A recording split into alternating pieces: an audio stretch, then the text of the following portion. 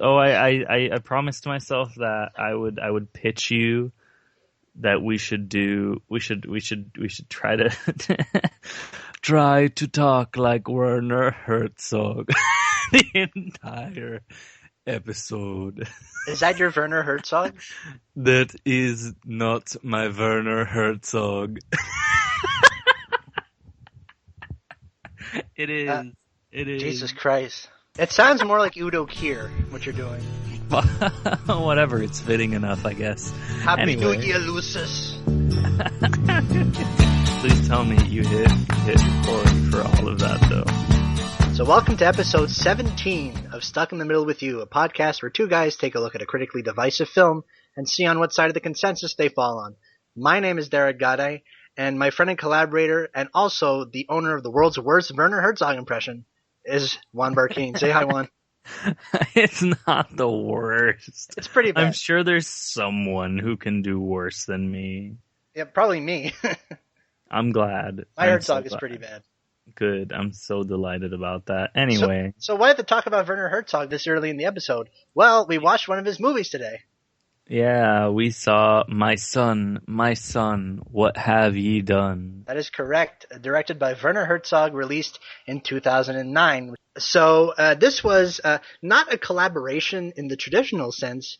It was directed and co-written by Werner Herzog, and it was produced by one David Lynch, whose work you might be familiar with. I have no idea who that is. That name sounds funky. Well, let me just pull up the Wikipedia page here so I can educate you. All right, how about we don't and move along? This bit is over. Yeah, it is. It is. So, David Lynch doesn't have a writing credit on this. He didn't direct it, but his paw prints are all over this sumbitch. But I'm getting ahead of myself. One, what is My Son, What Have Ye Done about? It's a weird fucking movie about... it's about some weird mother and some weird guy who has that weird mother, and he kills her, and the whole movie is basically like half like the police confronting him at his house, like basically a fucking standoff, separated by a fucking flamingo garage door, and the rest of the movie is like told through like weird semi-chronological but not really flashbacks to random moments in his life and his like life through told through other people. And it's a weird fucking movie. And Michael Shannon plays the weird guy, and Willem Dafoe and Michael Pena are the two main cops. Chloe Sevigny is his fiance. Yeah. Udo Kier is like the dude who is mounting a play, which is the Orestia. It's like a modern revival of the Orestia. It's like a weird fucking like tiny ass like no name theater that they're fucking performing it in, or at least that they're practicing in. And like the movie vaguely mirrors the Orestia, but not enough to actually be interesting enough. But that's me getting ahead of myself. And then Grace Zabriskie is his mother, who is weird as shit, which makes sense because of Twin Peaks. Here's the thing with this movie. One half of it, most of the things in flashback, feel like a Werner Herzog ethnographic documentary. They kind of, not all of it, but like a lot of it really does. And but otherwise, a lot of it takes place in Mexico or in Peru, places where you could imagine Werner Herzog shooting a film. Fiction and like or a lot of documentary, the fucking, doesn't matter. Yeah, like a lot. Okay, when they're in like in flashbacking to Peru and through the mountains and shit and like the rapids, it's so beautiful. It's very nice. That there's this one shot of Michael Shannon just laying down on a rock, like, and leaning his head back upside down to like quote unquote stare at the water. And it's the most gorgeous fucking shot in that entire movie. Then there's like scenes where like he's at like a farm or like walking through Mexico with a ton of weird like close-ups on like people's faces staring at him and him staring at them, and like. How about Brad Dourif as the weird racist uncle? Oh my god, that like I don't get his purpose. I don't know. whatsoever in the movie. I mean, I guess Brad Dourif needs work. I mean, I guess, but like, I don't know. It was so uncomfortable. Like there was this that was one very point, unpleasant. there was this one point where he was like, the only people who are in theater are like, the queer F word, and then like it was like Negroes who something, and I was like, It was to coin a phrase. It was NWA. yes, that's right, that's right. But of no relation to Dr. Dre and Ice Cube and all those gentlemen. Yeah, but it wasn't with like the actual like the actual N word. It was just like old timey racist thing, and I'm just like, what is this character doing in this movie? Yeah, my immediate thought was like, that was the weirdest NWA reference I've ever seen in a motion picture. basically, and have you heard Straight Outta Compton? Oh my god, I think I would have like shot myself as someone that like referenced that at a different point in the movie. I feel like that should have happened. But anyway, yeah, no, like all of the flashbacks feel like Werner Herzog, and then all of the present day feels like weird knockoff Lynch. You know why it feels like knockoff Lynch? Because Lynch was the executive producer. Okay, that's one thing, but it's all in San Diego. Doesn't have that mythic LA feel. It's not Los Angeles. We're talking about it's in San Diego, all of this, but it does have that sort of Lynchian sort of, I guess, comedy. Like I was thinking more of a sun-kissed surreal noir. Okay, that's fair. Like I mean, I do think there's like the deadpan humor is very much him too, though. Well, there's a scene where Willem Dafoe brings Udo Kier and Chloe Sevigny coffee, and he spends 30 seconds apologizing for not bringing them coffee, which is about as Lynchian as it gets. More or less. I'm sorry, him like pouring the fucking razzle dazzle cup and everyone just staring at him, and I'm just like, this is, and he like, I think he just says something like about, oh, you make the best coffee, and I'm like, Jesus Christ, it's like, it's a fucking Lynch movie. I can't deal with this. Like, one thing about all of these interactions, everything involving Michael Shannon feels stilted, and I think that's because this movie. Okay, you're gonna have to sort of bear with me on this one because this is my fan theory. This is my idea about the movie. This film is a movie about PTSD. It's not elegant, and it's not, I guess, accurate or anything, but it's a movie about experiencing a traumatic event and it affecting the very way that you interact with the world around you. Everything Michael Shannon does and says is weird. The first time we see Michael Shannon in the film, he just kind of appears in the frame going razzle 'em, dazzle 'em, looking at, there's a crowd of people that have gathered around a house, in front of a house, because there's cops there. And little do we know, we don't know this yet, Michael Shannon is the perpetrator of the crime. And he's just kind of there being weird. And he's got 2 pet flamingos that he refers to as eagles in drag. And he has a basketball. Basketballs show up. There's like a leitmotif involving basketballs. And there's other leitmotifs about God and about giving away your stuff. There's like a mishmash of religious imagery in this film. And the movie doesn't make a difference between a massive traumatic event and a religious epiphany.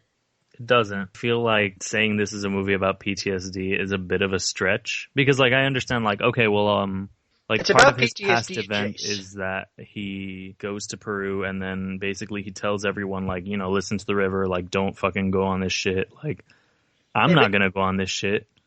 You guys should be like me, blah, blah, blah. And then everyone goes on that shit, and then they die. Everyone dies on the river except for him because he didn't go in the river. And he comes back a completely different human being. But then again, we never really saw what he was like before this event either. Here's the thing. The way this movie was like put together and shot is really intriguing and very interesting. But you know what would have been awesome? The movie that the characters describe. Because there are like long scenes of people saying, he did this, he did that, we did this, and this happened. And I'm thinking, please show me. Please show me all these interesting things that are happening. they're Mhm. describing the crime. We never see the crime. We see up to the crime. Yeah, We see the I end know. result of the crime. I think incident is deliberately left out of it because that kind of increases not just the weird factor, but it draws attention to how weird the everyday of the film is. Yeah. Just the normal shit, like the normal in quotes shit that happens in the film is so uncanny. We don't really need to see all the ancillary sort of genre stuff, for lack of a better term, because the movie's already weird enough as it is. I guess it's an exercise in style in that fashion. It really is an exercise in style in as a whole, though. Like, I kind of expect a Herzog movie to be a little strange and a little offbeat. I feel like the way they set up all of these like flashbacks and flash forwards and these events, like punctuated obviously by the fact that other people are essentially telling this man's story. Herzog and Lynch, you could say, are kind of eccentric filmmakers, but they're eccentric in different ways. Yes, very different ways. And this feels like a mishmash of their work. It does. It does feel like kind of a mishmash. Like, if you had told me someone who wasn't Herzog had made this, I would have been like, yeah, I could see him not having made this. Like if this movie was just a guy goes down to Peru and faces off against nature at the behest of a bunch of hippies he's with, that's an awesome movie. That's a great premise. That sounds like a Herzog movie. And if it's like, oh, there's been a murder in Southern California, and there's this weird family, and theater's involved somehow, that's a great movie too. That's a great pitch. That's a Lynch movie. Together, they make kind of for like a uneasy kind of bedfellows. Disjointed, but like at the same time, I still liked it. It's interesting. It's definitely an interesting exercise in fragmented storytelling. Well, that and also contrapuntal style. Yes. Because it's like half Herzog doing Herzog, and it's half Herzog doing Lynch. Yeah, more or less. Like, I hate emphasizing this, but every single fucking character is so goddamn deadpan, but it works to such great effect. Maybe it's because you expect someone like Udo Kier to just be kind of weird or out there. Yeah, but like at the same time, like you look at fucking Grace Zabriskie, and like there's this one scene. It's like one of her like her first. It might be her first shot. Yeah, it is her. I think it's her first. In the bedroom? Yes. Yes. It's the first fucking shot of her, and she just she walks into the bedroom, and like mind you, it's the first and like I think only sweet piece of music that they show, like they have in the entire movie, which is a flashback between Chloe and Michael's characters, and There's she's Brad. walking into his room. Yeah, Brad and what's her fucking name? I can't remember. Ingrid. That's right. And they walk into the room together, and it's all like sweet and nice. And then like his mother comes in, and she's like just kind of standing there, chilling, talking with them, and then she leaves, and like Ingrid's like, your mom's fucking weird, you need to move out and get like a real life. And then like, I know, but she needs me. Yeah, and then she walks back in, and she brings them like Brownies. like no, she doesn't bring the no. Wine. She brings two toasts basically, like like, oh, here, have a fucking toast. And then she just stands there. She just stands there, and it's the most menacing, uncomfortable lighting in the entire universe in that room, and they hold this shot on her face for like what feels like an eternity, even though it's probably less than 30 seconds. Well, all of the movie kind of has this sort of dark, sinister lighting. Even the outdoor scenes in San Diego, everything shot in San Diego looks like a horror film. It really does. It looks like it's building to a horror film. And, well, we don't get the payoff. I mean, that's part of the exercise in style. Yeah, I know. But I just thought of something. What? Every time Grace Zabriskie is on screen, there's food involved. Yes, there is. You've got Jello, brownies, wine, that like Jello. Fucking charcoal Jello. What the fuck was that charcoal as Jello? Know. It's so weird. Maybe it was blackberry Jello. I don't know. Was it blackberry Jello? Maybe. I don't know. It looked like genuine charcoal. Maybe it's cherry Jello. Maybe how dark is cherry Jello? I haven't eaten Jello in years. I've had cherry Jello, and it was not that dark. Like it's like. Do they even make blackberry Jello? Can we Google this? I don't. Can we Google to see if they make? I'm gonna Google blackberry Jello. Yeah. I wanna ask like Siri, like what kind of fucking Jello? There is such a thing as blackberry Jello, and it looks kind of like that, but no, the one in the movie was like, You know what? Maybe they just put food coloring. like pitch black fucking. I'm gonna ask Siri, is there like what the fuck? Hold on. What the fuck kind of Jello was in the movie My Son, What Have Ye Done? I'd blush if I could. What the fuck? You know what? Fuck you, Siri. We don't need this bullshit on the show. Fucking hell. You know what? It's probably just food coloring. They probably just use black food coloring and put it in. Maybe that's why she's saying she'd blush, because she's adding blush to herself, and that is also coloring. Because I don't know. Fucking. This is a stretch. I don't know, man. Does food coloring get your telephone off? I don't know. Kind of weird ass phone I you hope got. it does. Anyway, man, with all this Siri nonsense, this podcast got fucking weirder than the movie. No, it is not weirder than the movie, because I have not tossed oatmeal out of a fucking garage yet and had Willem Dafoe literally say, "It's all very strange." And like, that was the moment I was like, this fucking movie. Like, and why would a friggin' East Coast Quaker be the face of God? I'm really glad that like Puritan oatmeal is the face of God. I appreciate that. Like, that's beautiful.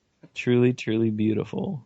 I don't know. I mean, maybe between the Quaker guy being the face of God and Michael Shannon giving all of his earthly possessions and being in Peru with a bunch of hippies somehow, is just like kind of a weird screed against consumerism. Is it, Derek? I think don't you know. may or may not be reading too much into it. Listen, I mean, I'm a podcaster and I'm a film writer. I'm not paid, but I would be paid to overthink things. Yes, that's true. I mean, there's an essay to be written about this movie being an anti-capitalist screed.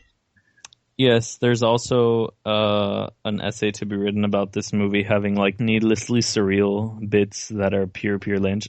There's this one fucking scene where Michael Shannon, a little person who had never appeared in the movie before this moment, or appears after. Yeah, or appears after. Literally, never. And who was the third? Was it Udo Kier or was it the racist uncle? I don't know. Was he wearing a suit or overalls? I genuinely can't remember, but I know there was a third person in the shot.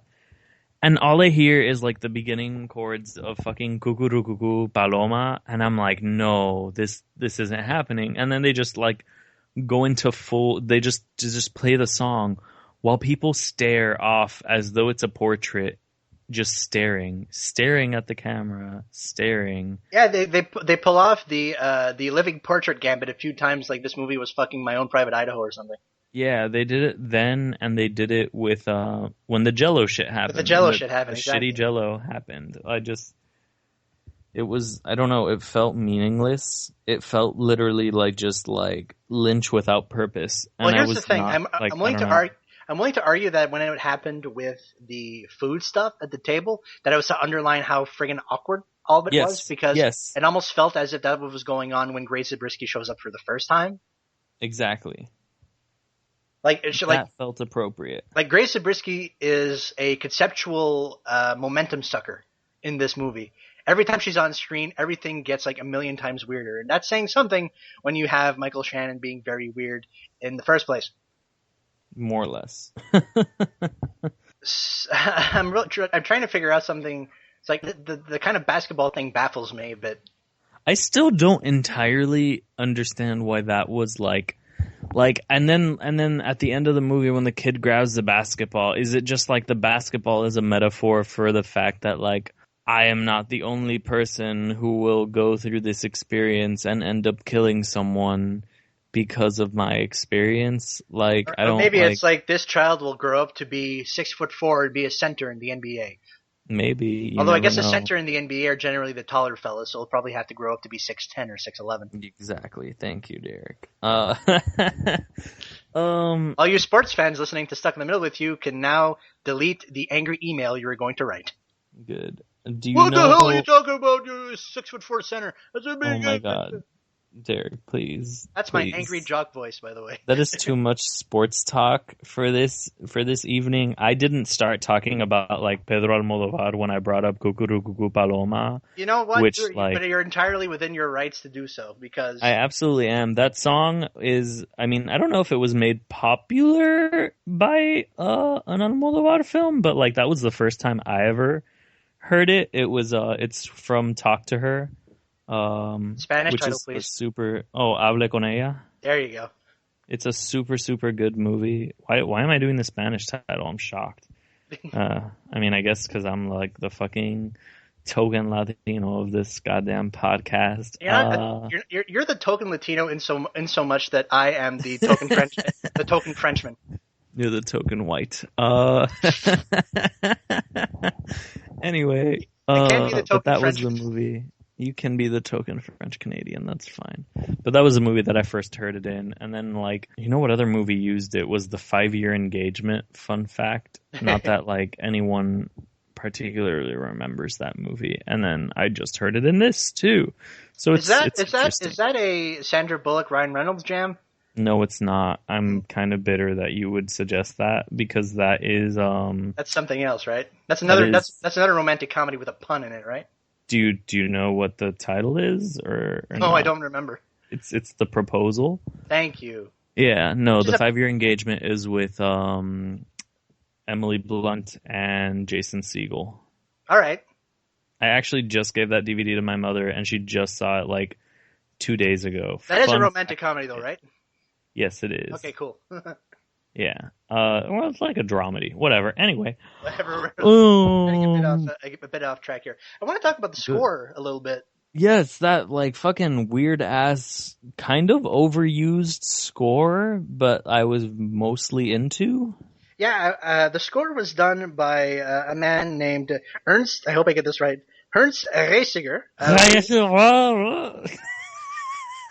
Apologies to any Dutch listeners.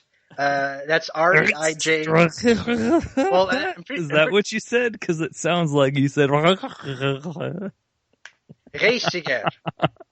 Much better. Ernst better. Reisiger. That's better. A Dutch cellist and composer who usually plays jazz, improvised music, and contemporary classical. And oh boy, does this sound like jazzy contemporary classical music. Pretty much. Kind of like a tonal folk classical hybrid going on. It's really interesting, though. It's really cool. I keep saying the word interesting about this movie.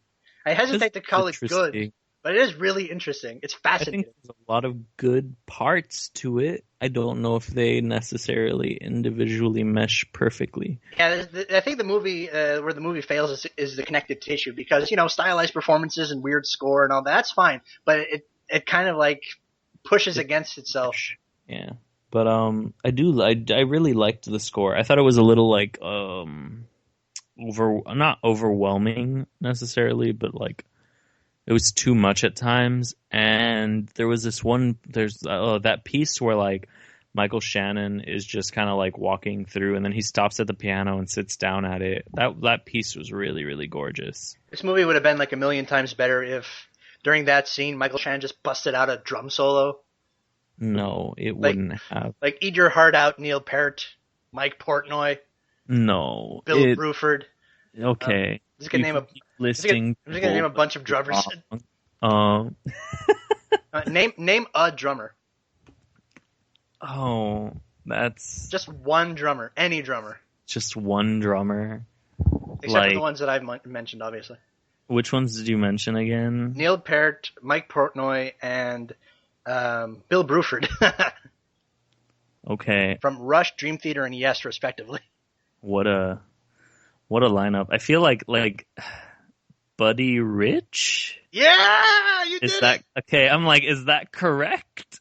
Hashtag jazz.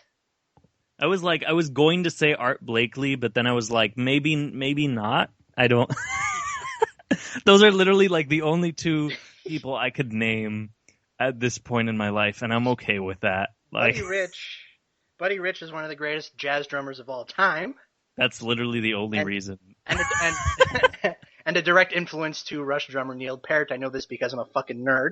Well, you know who you didn't mention? The kid from that Whiplash film. Those modern a film references. And just so you know, though, Art Blakey was also a drummer. Okay, I was right. Okay, I'm not going crazy. Yeah, I'm Miles enough, like. Yeah, Miles Teller drums, but I don't know if he's I don't know if he's in a band. So I know I was making a joke. Let me live. no, Anyway, but Miles Teller does drum. He is a yes, drummer. no shit. I know he does. I saw Whiplash. I John saw Bon- the movie. Did you just say John Bon Jovi? No, I said John Bonham. You piece of shit. Oh, I was like, what the fuck is Derek talking about? Anyway, did you have any particular? Oh, one of the things that really frustrated me about the movie is when the SWAT team arrives, and I genuinely don't think I've ever seen a shittier SWAT team plan in any single movie in my lifetime, ever. Like, it was so poorly thought out. Like, wouldn't you go into, like, the back neighbor's house and, like, slip in through there and, like, blah, blah, blah, and, like, plot it out better than, like, everybody just gets the fuck on top of his house and, like, aims guns at him. Like, that seems reckless. Bill Ward. Oh, Bill Ward. Yeah, we're not talking about drummers anymore, right? No, Okay. no, we're not. Right. Like, you shit. And you ask why I'm antagonistic towards you. Like, I don't deserve this. You are correct about the SWAT team plan, but I feel like the police procedural angle is probably the least developed in the film, but also the least important because it doesn't lead to weird performance. I disagree because I genuinely think that, like, you do get some kind of, like, not weird performances, but I think the deadpan that, like, both Pena and Dafoe give is, like, it's weird enough. Like, nothing about what they're doing feels like a genuine, like, what I would expect cops to do. But at the same time, like, there's this one, like, almost throwaway line that Willem Dafoe says to Michael Pena after he suggests something, like, kind of silly and, like, TV cop-like, and he's just like, nah, they only do that on, cops only do that on television or something. And I'm just like, but you guys, like, no. Like, you guys aren't doing what real cops would do either, you shits. But anyway. This movie was weird. Yeah, it was. But I do have one favorite shot in the whole movie, though. Like, I know exactly what my favorite shot is. It is when they are in, I think it's the airport, and Michael Shannon just runs up these staircases, and he starts walking down the upstairs. And then it cuts to what he's looking at, and he's just looking at this beautiful, beautiful, like, architecture in the fucking building, and it's just like this series of kind of, like, circular, kind of beautiful shits, like glasses and other things. And he says, wouldn't it make the perfect stage for a cosmic melodrama? And, like, I don't know why, but that line and that shot just stood out to me because it's literally just this endless set of tunnels with glass and just beautiful architecture on the side. And he called it, like, a tunnel through time or something like that. And it was just really, really, really, really beautiful. And, yeah, I don't know. I kind of want an entire movie about that. I also really love the opening as well, which is just like a train rolling on by. Oh, I thought you meant Dafoe and Pena in the car. Oh, well, no, that was okay. I think now is as good a time as any to go straight into final judgments. Okay, that's whether fine. Or not you didn't have a favorite shot. Let's see. This movie wasn't exactly like there. Obviously, there are like the nature shots in Peru were really cool. I thought it was really pretty. There's something kind of delightfully weird about just that last shot of the basketball in the tree against the San Diego skyline. And then the kid fucking grabbing it and then walking away. Like, this movie didn't really grab me visually. Okay, that's fair. I thought the visuals were super interesting, actually. I think they really complement the narratives. They were interesting, but that's, I guess, this movie in a nutshell. This whole movie is interesting. It's terminally interesting. But in spite of that, I am going to give it a fresh. I'm also going to give it a fresh. It is definitely worth seeing. It is a unique. It's a unique little wrinkle in Werner Herzog's filmography. That it is. I mean, I am going to disagree with you. I think there's a lot of beauty in the way it was shot. It's very different. It's not traditionally like pretty, but like I think it's really, really. I hate saying interesting, but like it's really, really cool. Like it's really like I thought it was really cool, and like I took a bunch of stills at multiple points because I just really liked the shots. You picked this lovely movie, so I did. It is your turn to give us the recommendation. No, it's not. It's your turn. Is it? Really? Yeah. I thought it was... I don't fucking remember. Whatever, who cares? My recommendation is going to be another Michael Shannon movie in which he also plays weird and crazy. But in this movie, he plays it a hell of a lot more, like, actively, I guess, than in this lovely movie, and it is also by a great auteur who you all might know made a little movie called The Exorcist, and But more importantly to this show, he directed previous recommendation To Live and Die in L.A. that he did. Yeah, you tying in all this bullshit. He also made like my favorite film of 2011, which was Killer Joe. But Stroking. Yeah, stroking, baby, stroke it. Whatever. My recommendation is Michael Shannon, Ashley Judd, and Harry Connick Jr. in Bug. Bug. Yes, which is Tracy Letts's play turned screenplay, directed by William Friedkin, which is about like a war veteran and like this woman in a fucking motel room, and they think there's a bug infestation in the room and shit happens. And it's really fucked up. It's really fucking good. It's like my favorite Tracy Letts play, although I really do love Killer Joe as well. I do not like August Osage County. That was a Tracy Letts thing too? Yes, it was. Fun fact of the day. That fucking... Does anyone remember August Osage County? I remember it because it's like not a terrible play, but it's not a very good play, and it was turned into a middling movie. Oscar-nominated middling movie. I still can't believe like Meryl and Julia got nominated for that, but whatever. Look at you, all first name basis with these actors. I'm always first name basis. That was the same year that Jared Leto won, so fuck that year at the Oscars. Fuck it. Fuck it. Fuck it. Anyway. Yeah, we're going to open a little parentheses. What's the best Jared Leto movie? Is it still Requiem for a Dream? None. I don't like Requiem for a Dream outside of The Women. So Jennifer Connelly is really good in that. So is Ellen Burstyn, was she nominated or did she win for this? I can't remember which one of the two. Oh, I know the best Jared Leto movie. It's The Thin Red Line. Oh, right. Yeah, I was furthering the parentheses, you know who's really good in Requiem for a Dream, though? Marlon Wayans. Marlon Wayans is good in it, and so is, Jared Leto's fine in it. I think they're both good, but they're overshadowed by Jennifer Connelly and Ellen Burstyn. Yeah, Burstyn. She's bursting at the seams. I was going to make that joke, and I'm so glad you did it instead of me because it's fucking awful. Anyway, what's your exciting recommendation of the day? My recommendation is a film from 1984. The link is one Willem Dafoe, as he seems to be often whenever he shows up. It's a film directed by the great Walter Hill. It's Streets of Fire. It stars Michael Pare as a recently released convict going back to his hometown. This whole movie has kind of a melodramatic comic book archetypal quality to it. It's kind of a musical, but not really. There's like sort of Jim Steinman-y songs going on. Like you could easily imagine someone like Bonnie Tyler singing.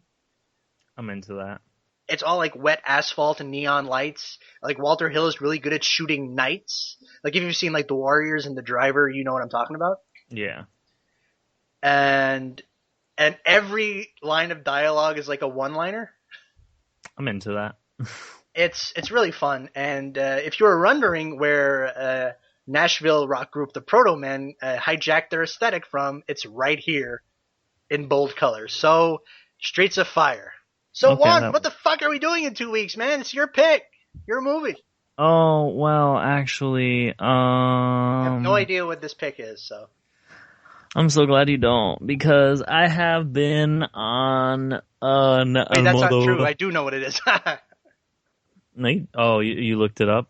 No. I mean, you wrote it at some point. Yeah, but I didn't write specifically which movie it was. Okay, well, I know it's a Pedro Almodovar film because you're in the middle of a big run.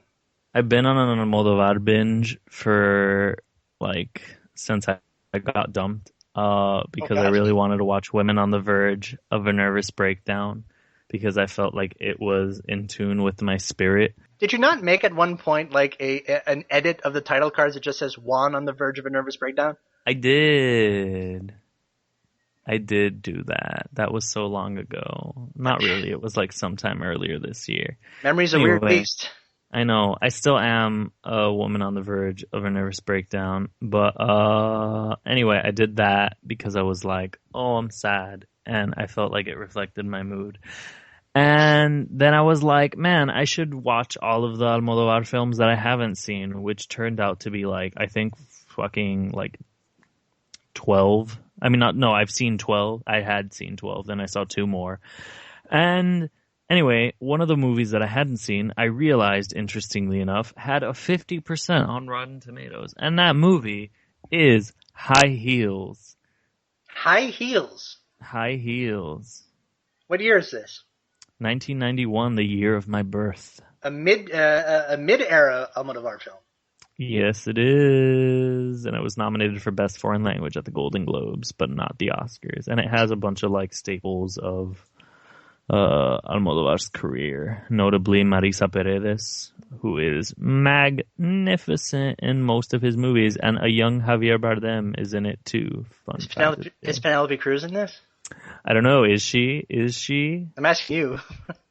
I actually don't know. I don't think she is, but I'm not 100% certain. I don't think she is in this one. Well, I guess I'll find out soon enough, because next time that you're going to hear us speak, we'll be speaking about High Heels, released in 1991, directed by Pedro Almodovar. Juan and I run a website, Dim the House Lights. You can find it at dimthehouselights.com. That's where our long-form film criticism goes. We're going to have a big week in the coming week, so buckle your seatbelts and log in, see what we have for you. And one of the things is the exciting conclusion to the 1989 Tournament of Films. If you're interested in this podcast specifically, you can go to the podcast's Tumblr page, which is at SITMWY podcast altogether.tumblr.com. There you can find links to our iTunes show page, our RSS feed, and even our Twitters and Letterboxd accounts. If you'd rather just go there straight away, Juan is on both websites at Whoa It's Juanito, that's WOAH It's Juanito, and I'm on both places at Derek_G. Juan writes elsewhere at the Miami New Times, and Sound On Site is currently dead, so I've got no other home on the internet. It's only Dim the House Lights now. Fun. So, yeah, I think that's about it.